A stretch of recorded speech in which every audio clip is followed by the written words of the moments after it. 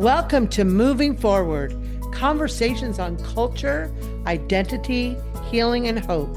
I'm your host, Linda Anderson, and I created this podcast as a space for real, heartfelt conversations with people who are reflecting, evolving, and boldly stepping into what's next. This podcast was born out of my own journey through seasons of loss, transition, and transformation, and my belief that healing happens when we come together to share our stories. My hope is that these conversations will inspire you to pause, reflect, and find courage as you move forward in your own life. For nearly 3 decades, I had the privilege of welcoming students back to school each fall. I learned that while every student arrives carrying a backpack, they also carry hopes, dreams, questions, and sometimes burdens that no one else can see. Now, with a couple weeks into the school year, classrooms have settled into routines, friendships are beginning to form, and clubs are meeting, and students are finding their place. Yet we also know that not every student feels connected. Some are still wondering where they belong. Some may be carrying struggles that no one around them recognizes. One of the beliefs that guides this podcast is this: our titles may introduce us, our stories connect us. Every person has a story, and every story has the power to encourage someone else. People may know today's guests as leaders of the SAVE, which is Students Against Violence Everywhere, the SAVE Promise Club at American High School. But before we talk about what they do, I'd like you to meet the 2 young women behind those titles. As they begin their senior year, Amvi and Natalie are helping lead a student organization dedicated to creating a safer, kinder, and more inclusive school community. Through initiatives like Start with Hello and Say Something, they are encouraging students to notice one another, reach out to those who may feel isolated, and understand that small acts of kindness can make a lasting difference. Today, we'll talk about their stories, what inspired them to become involved, and what they're learning about leadership, the impact they're seeing on their campus, and the legacy they hope to leave behind. So, Amni and Natalie, I want to welcome you both so much to the Moving Forward podcast. I'm so happy you're both here as summer starts wrapping up and school does begin. So I'd like to start with the first question. Amvi, let's begin with you. Beyond your title as a leader of the Save Promise Club, who is Amvi? What experiences, people, or moments have helped shape the person you've become? Yeah, of course. But firstly, thank you so much for having us, Miss Anderson. We're beyond grateful for this opportunity, and we're also really excited for this. And yeah, so beyond being the president and founder of the Safe Promise Club, I'm someone who really cares about helping people feel like they belong. I've always believed everyone deserves to feel heard, included, and supported because you truly never know what someone else is going through. And part of that comes from my own experience moving from India when I was younger. Adjusting to a new country meant getting used to a different culture, a different classroom environment, and even a different way of communicating. That experience taught me how meaningful it is when someone helps you feel welcomed and included. I'm also naturally curious. I love asking questions, learning how other people think, and understanding why they do what they do. Whether it's talking to someone with a different perspective or learning something new, I enjoy growing through those experiences. I really value kindness too. To me, kindness isn't just about being nice, it's about paying attention. Even the smallest conversation or gesture can brighten someone's day, and I try to carry that mindset with me in how I treat others. Outside of school, I enjoy spending time with my family and friends, watching movies, exploring new places, and baking. Thank you so much for that, Natalie. I'd love to ask you the same question. What parts of your story have most influenced the way you see other people and the way you lead? Oh, thank you. I was actually diagnosed with general anxiety disorder and depression around 4th grade, as you might know, being our principal.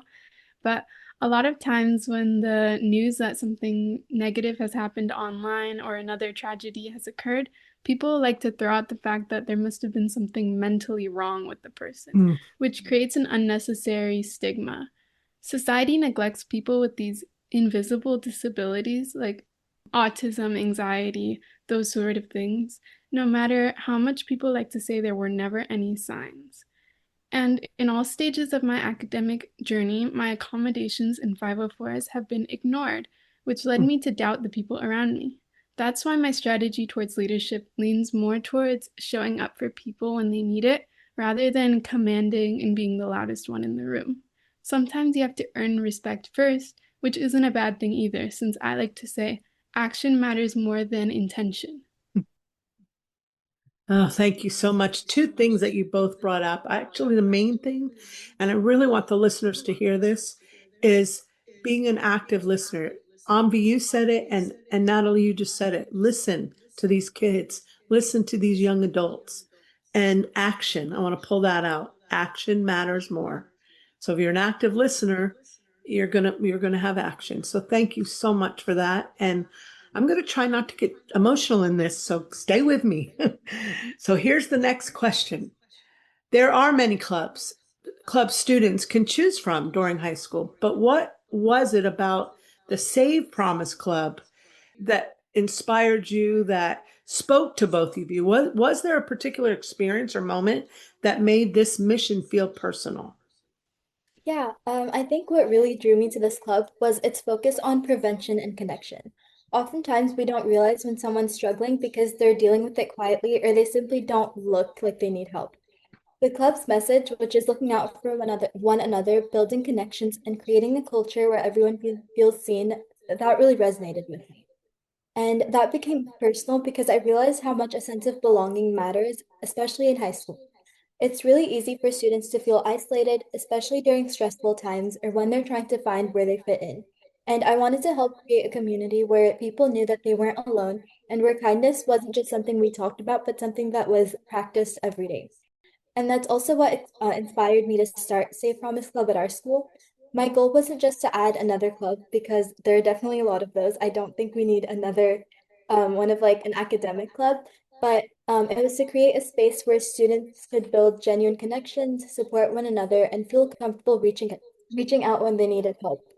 And seeing students from different friend groups come together and participate in our events has been one of the most rewarding parts of this experience. Thank you. Natalie, did you want to add to that? Sure. Well, the reason I joined this club is a little more silly, but they were giving out candy on the first day, and I went up, I went, "Can I have a Starburst?" And they said, "Only if you join." So I joined the club, and I think it actually speaks more about the club than if I was passionate about it from like birth, because it's super easy to leave a club. You kind of just stop showing up.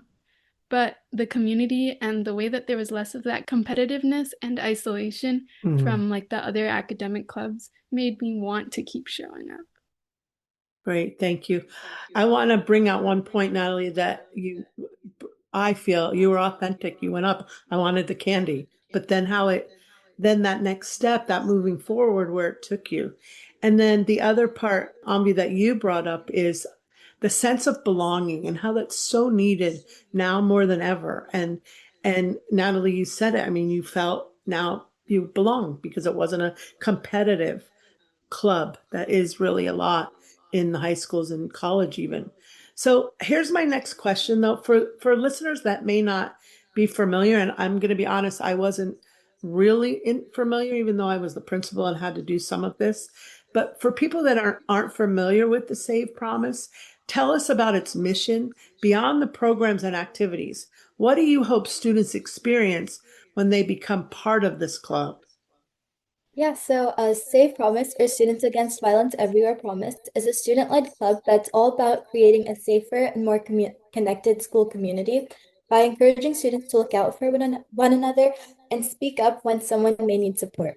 And beyond our events and activities, I hope every student feels like they belong, that they have people who care about them, that their voice matters, and that even the smallest acts of kindness can make a big difference in someone's life.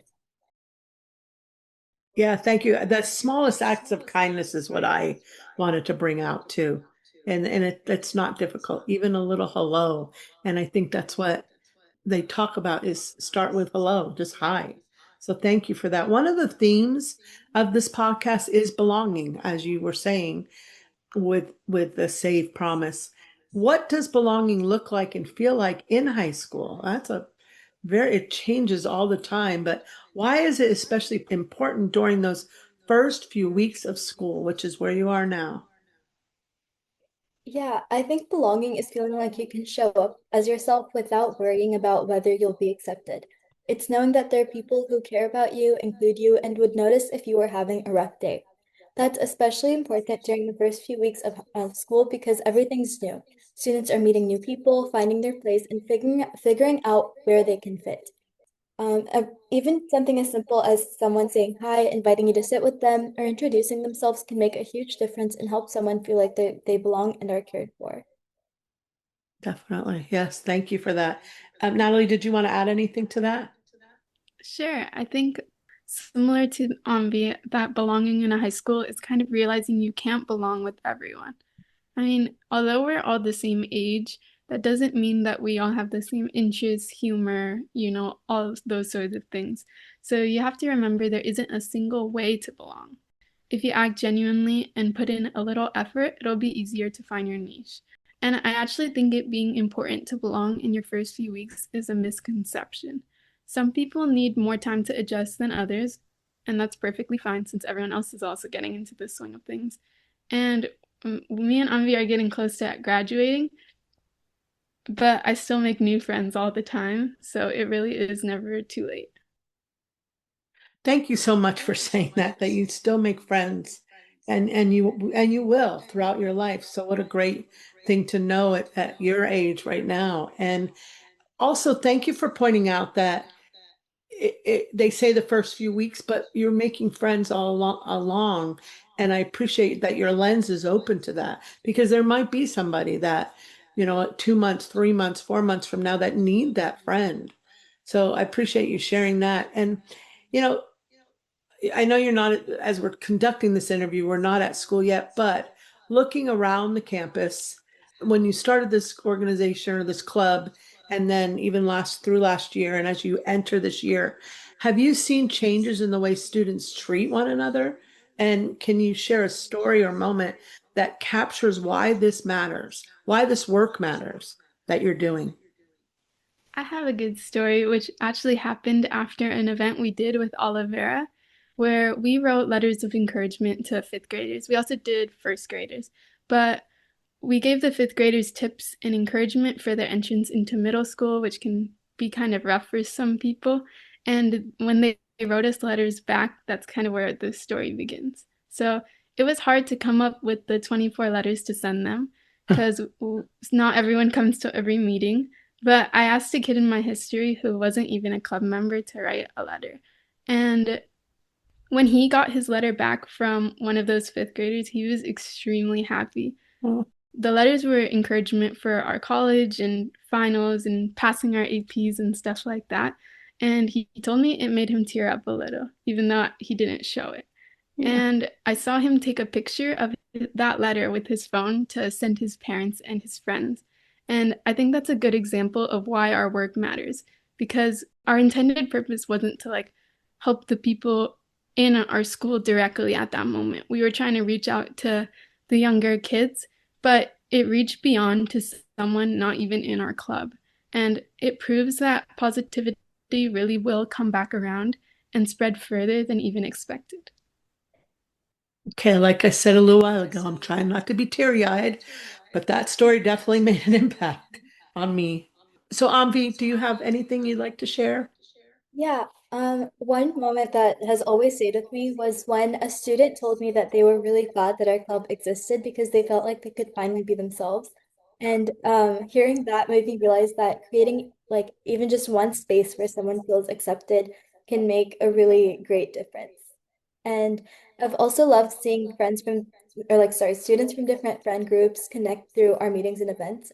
And that always reminds me that belonging doesn't always come from something big, and it could simply just start from one conversation, one invitation, or one place where people feel welcomed. Yeah. And you saying that goes also back to what Natalie says that, and my previous question about important in the first 3 weeks. No, it's continuous. So I appreciate both of you bringing that up. When people hear the words violence prevention, they often think about responding after something terrible happens. But Save Promise is really about preventing. There's that word preventing strategy by building relationships. So, have you seen kindness and inclusion and simply noticing one another become more powerful ways to help create a safer school? I think that's one of the biggest misconceptions about violence prevention. It's Mm. not just about responding to a crisis, it's more about creating a community where someone could feel seen before they even reach that point. And I've seen how simple acts of kindness can make a difference. So, for example, saying hello to someone who's sitting alone, inviting someone into a conversation, or checking in on a friend who's been quieter than usual. And all these could seem small, but those are the moments that remind people that they're not invisible. And when students feel connected and supported, they're more likely to reach out when they need help and to look out for others too. And that's the kind of school culture Safe Promise is all about. And we're trying to build that. And I thank you. Not invisible. That's another big thing we need to take out there because yes, we're listening to two teenagers that are about to go their senior year, but that goes with anybody out there. If you're in a grocery store or wherever you may be, just that simple little hi, it may go a long way. You just don't know. Absolutely. Leadership, and that's where you both are with Amvi, the president last year, and starting the club, and then Natalie being the president this year. Leadership often teaches us as much about ourselves as it does about others. So, to Amvi, how has leading the Save Promise Club changed you? And then, Natalie, what do you think about what's going to happen or that you see in the future? And what have you learned about yourselves? And what has been one of your biggest challenges along the way? So, again, how has leading the Promise Club changed you? Yeah, leading the Safe Promise Club has taught me that leadership isn't about doing everything yourself. And it's Mm. a lot more about listening and trusting others and creating opportunities for people to contribute. I've learned that everyone brings different strengths, and some of our best ideas came from our amazing officer team and members. And one of the biggest challenges was starting a brand new club from scratch. At first, getting people involved was really hard because no one really knew about our club, and it was hard to like publicize it on social media because we didn't have a huge following, so people didn't know about meetings. And there were like some meetings where we only had 6 people show up, and that was just the officer team or the executive team. But I learned to be patient and keep showing up and focus on building a community one person at a time. Mm. And one of our biggest turnout events brought in 40 plus people, which was really rewarding. Yeah. Wow. Yeah, that is very rewarding. Can you tell me what that event was? Yeah, it was a collaboration with the Psych Club. So we talked about the psychology behind aggression and we made some pipe cleaner flowers. Uh, Natalie, you shared about yourself and the 504 and so on, but as you're taking now on this responsibility as president, what have you learned about yourself and what's one of the biggest challenges that you see coming up? Well, like I said earlier, sometimes that my own feeling of invisibility sometimes, I think that can make you a little jaded. Uh-huh. So sometimes I was like, "Ugh, I don't care about people. I don't want to help people. Like they don't help me." But I think by being given this opportunity and like helping out, or I'd be like standing on top of a table during a fundraiser, yelling for people to come buy stuff. And then I would realize, well, maybe people aren't so bad after all. So can I go back to what you said? You were standing on the table, kind of trying to encourage people to join and so on. Yeah. Yes. What a neat thing to do, though. And then that brought out more, and that you weren't invisible and you were trusting. So, yeah, thank you for that. I'm sure it's going to help other listeners as they hear your words. The both of you, I know, work closely as leaders. And I love that you have the leadership skills. But what have you learned from one another? And what do you admire? What quality do you admire most in each other? One thing I really admire about Natalie is her creativity. She's always coming up with fun and engaging ideas that make our events more meaningful and welcoming. And it definitely helps students want to get involved. And no matter what we're working on, she puts in the effort and cares about making a positive impact. And I really appreciate how involved and how willing she is to step up and lead whenever needed. Natalie? One quality I admire most about Amvi is that she isn't a control freak. She likes to share that control with everyone and all parts of the journey, and that allows everyone to contribute in their own way. I know a lot of other clubs or people feel threatened when people try to get involved in what they lead, but she's never like that. She just wants what's best for the club. Mm. Wow, that's great to share too, the control part.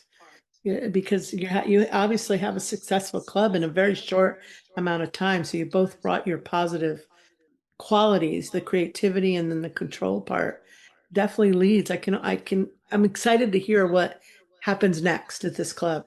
And as seniors, this is your final year at American High School. So what are your hopes for the Save Promise Club this year? My biggest hope is that the Save Promise Club continues to grow long after we've graduated. I hope it remains a space where every student feels welcome, supported, and knows they have people they can turn to. If future members continue looking out for one another, creating opportunities for students to connect, and leading with kindness and inclusion, then I'll feel like we've accomplished what we set out to do. And knowing that something we started continues to make a positive impact on our school would definitely mean the world to us. Yeah. Mm. So Natalie, I want to ask you another question though, is when you walk across that graduation stage next spring, what do you hope will continue because of the work that you've helped build? Well, I hope people continue to realize leaving things the way that they are sometimes isn't like the best option Mm. because you gotta keep improving things if you want anything to change.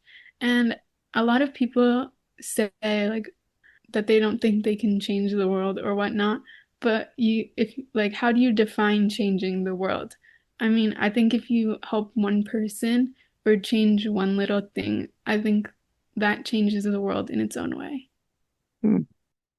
Boy, I hope people heard that because it goes with today too, that keep improving things in the world, period. And how can you? Yeah.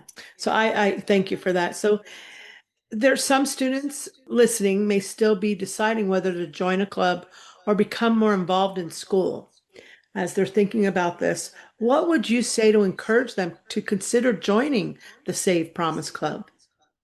Well, as someone who joined the club myself, I would say that you can join SAVE at any level of involvement.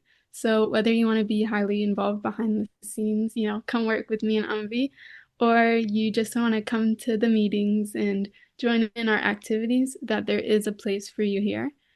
Something really special about our club is that unlike the other academic clubs, you might not leave being smarter, but you will leave being better, which can be just important in your future life and career.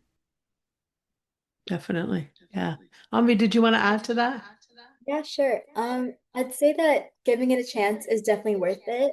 Joining a club could be one of the best ways to meet new people and try something new, and definitely find a community where you feel like you belong. And at Save, our goal isn't just to host events, it's to create a space where everyone feels welcome, supported, and comfortable being themselves. So whether they want to get involved or make new friends or just be part of something positive, we'd love to have new members. Hmm. Yeah. And this kind of leads into my next question too. So you would love to have new members, and there's definitely when this airs, you'll be been in school for 2 weeks, and there may still be students though wondering where they fit in and walking around. What would you want those students to know? If they're struggling to find where they belong, like I want them to know that they're not alone.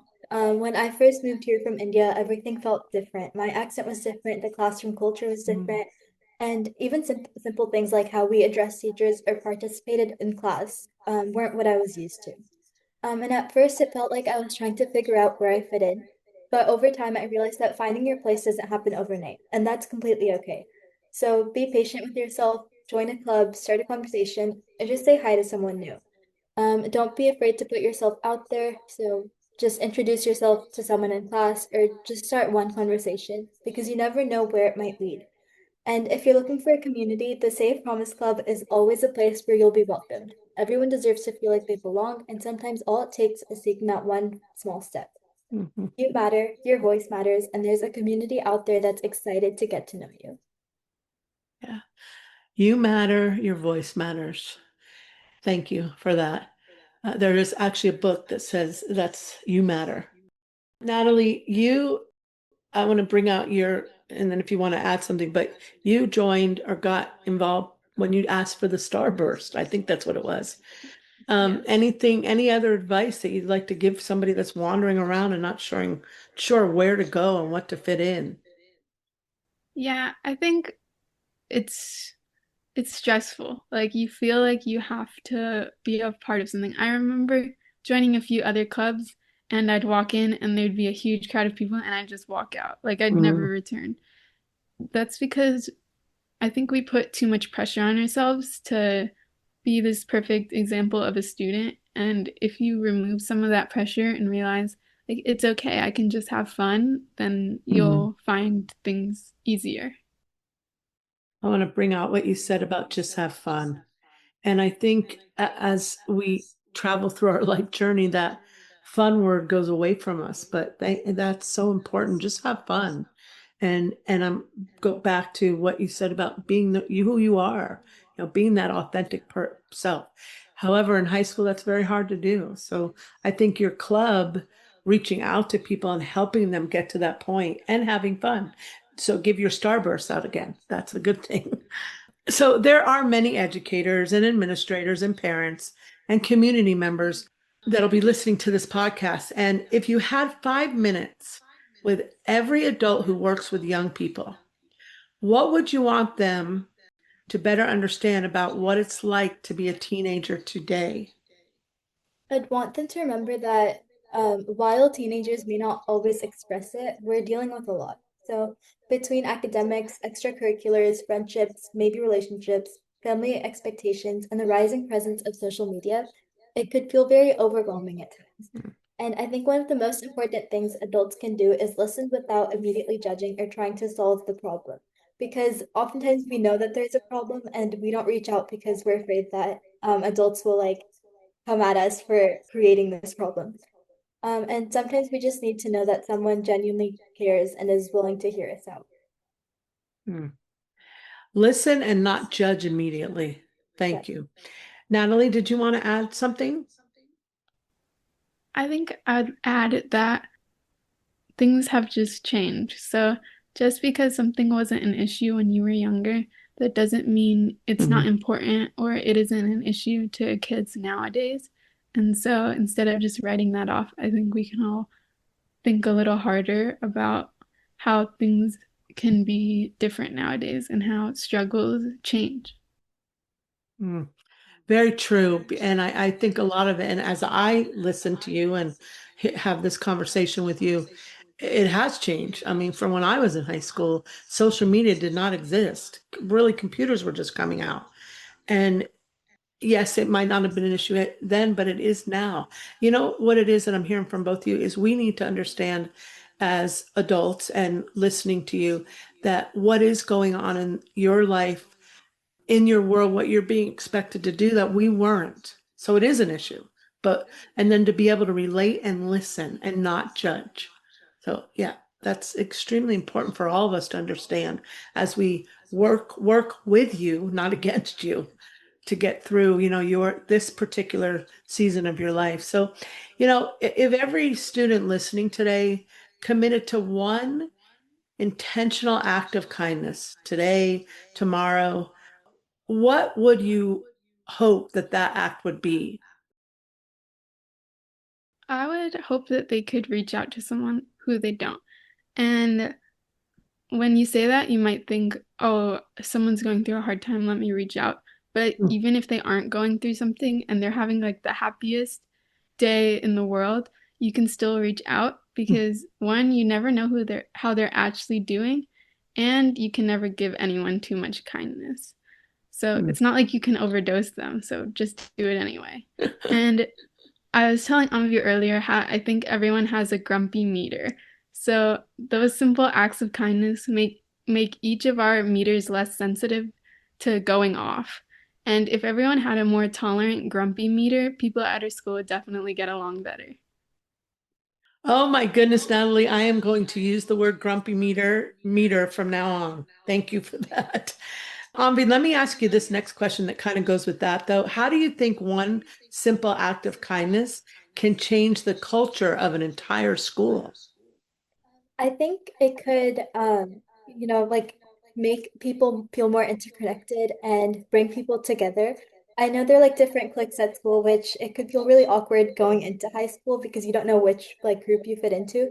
But if everyone like, they don't have to be like the closest of friends, but I think if everyone knows each other well enough and are like good friends or like they know each other well, that would definitely make the culture of school more positive. Yeah. Throughout the conversation today, we've talked about belonging, kindness, leadership, and hope. But behind every one of those words is a person, and you've talked about that. Someone who wants to be seen, someone who wants to know they matter. That's really what you've started. That is what the Save Promise Club is all about. As you begin this final year of high school and you look toward everything that lies ahead for you, what does moving forward, which is the name of this podcast, what does it mean to each of you? For me, moving forward means not letting my mistakes define me. Everyone makes mistakes, but I think what's most important is taking the lessons learned and using them to become a better person. As I start this next chapter, I want to carry those lessons with me instead of dwelling on the past. Every experience, whether well it went well or not, has helped me grow, and I'm excited to keep learning and improving. Thank you. Natalie? Sure. Similarly to that, I think moving forward doesn't mean leaving everything behind. It means taking everything I've learned with me Mm. wherever end up. And I hope I improve at an exponential rate. So I never want to be the best version of myself because that means that there was a limit. Yeah, true. Oh my. I was telling both of the girls that, as in my lifetime right now, in my life where I am now, I'm mentoring.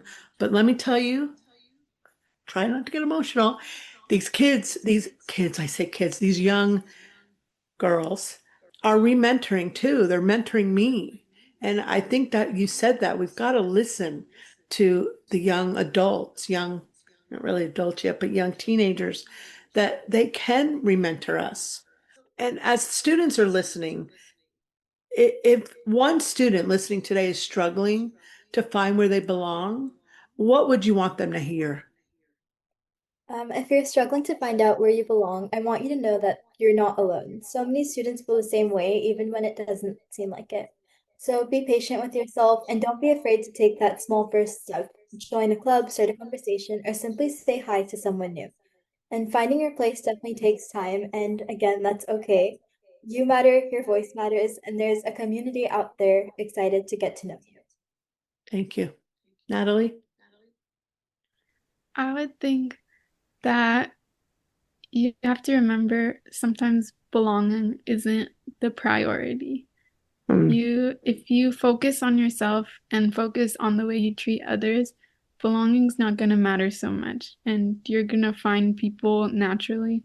And if you try to belong or find a way to belong, you're not going to belong as yourself. You're going to belong as a caricature of someone else. So Mm.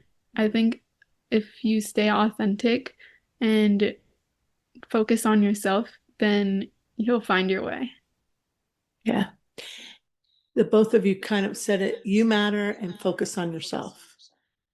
I want to thank you both for being here and for reminding us that leadership isn't defined by a title or an age.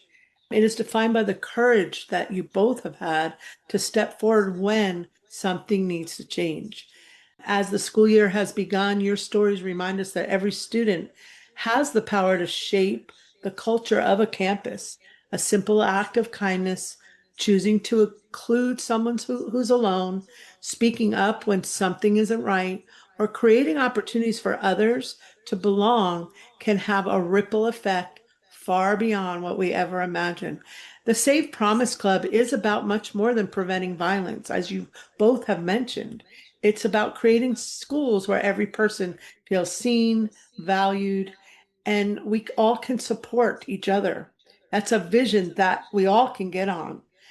To everyone listening, whether you're a student, an educator, a parent, or a community member, I hope today's conversation encourages you to ask yourself one simple question. What can I do today to help someone know they matter? Because when we choose kindness, we build relationships and we look out for one another. We don't just change the individual lives, we strengthen entire communities. And oh, girls, on that stage next May, walk across knowing that that's what you've done. Oh, Amvi and Natalie, thank you so much for your leadership, your compassion, for giving us hope for the future, giving me hope for the future. We can't wait. I can't wait to see what this school year and the years ahead hold for both of you. And everyone, thank you for listening to the Moving Forward podcast. If today's conversation encouraged you, please subscribe and share this episode with people who believe in the power of young people. Until next time, keep moving forward.